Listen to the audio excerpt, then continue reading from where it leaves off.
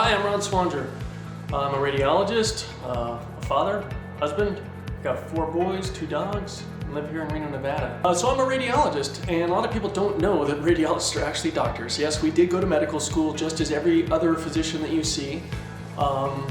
We actually go through a lot of training. I went through 4 years in medical school after college. Then I actually did a year of internship in medicine. So technically, I could go practice as a general practitioner in medicine. After that, I did 4 years of residency in radiology, at which point you hone your skills in a lot of your diagnostic areas, and a lot of us find an area that maybe really interests us. And for me at that time, it was neuroradiology. So I pursued an additional year over at Yale and had a total of 10 years after college of becoming a doctor.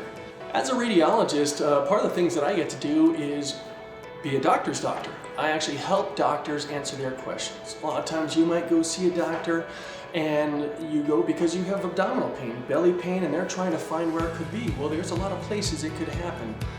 They have a general clue.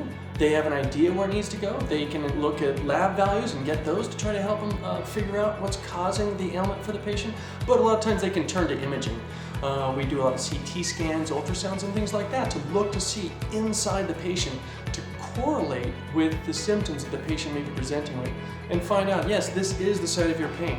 It works very well in the ER. We see a lot of patients often for acute pain and can get a diagnosis and get a treatment plan moving very quickly, particularly with surgical emergencies like an appendicitis, traumas and things like that.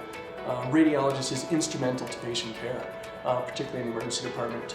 So what does a radiologist do? That can be the question. I'll tell you, a lot of the time what most people think of is that we're in a dark cave and we sit in a room with our computer, and that can happen to me on some days. Not every day, not all the time, but I do spend time looking at CTs, MRIs, ultrasounds, x-rays, mammography, and nuclear medicine. We also get out of the dark room and engage in a room like this. This is a fluoroscopy room. This is where I could inject a patient, let's say, to do a hip study or for MRI, or give them an injection with steroids to give them pain relief like I did this morning. This is where I get to meet the patients and let them get to know me. And that is one of the strengths I feel like that I bring to medicine in general. It's kind of my personality.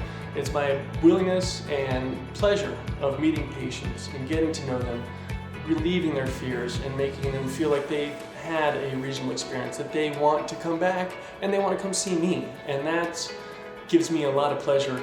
As a radiologist, many of the things that we do is to help patients and physicians.